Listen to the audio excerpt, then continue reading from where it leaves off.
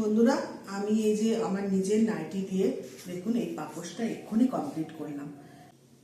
এইটা করার জন্য যে পদ্ধতিটা, সেই কাপড় এরকম করে টুকরো টুকরো করে কেটে 1 ইঞ্চি 1.5 ইঞ্চি এরকম কাপড় টুকরো টুকরো করে কেটে এইভাবে জয়েন্ট করে, এইভাবে এই যে দুটো কাপড়কে একসাথে জয়েন্ট করে, অনেকে এরকমভাবে গিঁটও দিয়ে দেওয়া যায়, আবার দুটো ফুটো করে একটার সাথে আরেকটা, এই যে একটার উপর দিয়ে আরেকটা এইভাবে ফুটোর ভেতর দিয়ে এনে এইটাকে এইভাবে লম্বা দড়ি করে নেওয়া যায়। এইভাবেই আমি এটাকে পুরোপুরি কাজটা করেছি। এই যে পুরোটাই এইভাবে করা আছে। এরকম আমি অনেক করেছি, চৌকোও করেছি। দেখুন আমার এই যে ওইখানে মেঝেতে আরেকটা করা রয়েছে, এটাও আমি নিজে হাতেই বানিয়েছি। আমি সব জায়গায়, বাড়ির সব জায়গায় আমি নিজে হাতেই করি। এটা কমপ্লিট করা অবস্থায় আপনাদের দেখাচ্ছি কেমন হয়েছে, আপনারা জানাবেন। এই যে দেখুন এগুলো বেঁধেছি।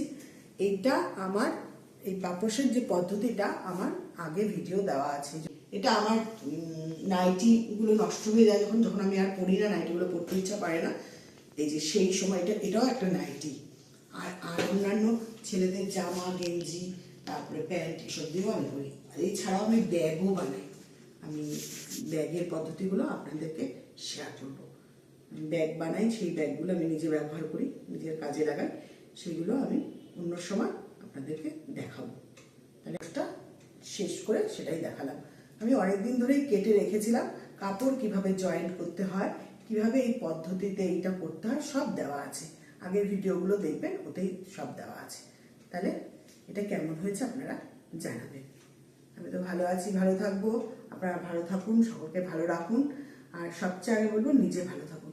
নিজে ভালো থাকলে সকলকে ভালো রাখতে পারবেন।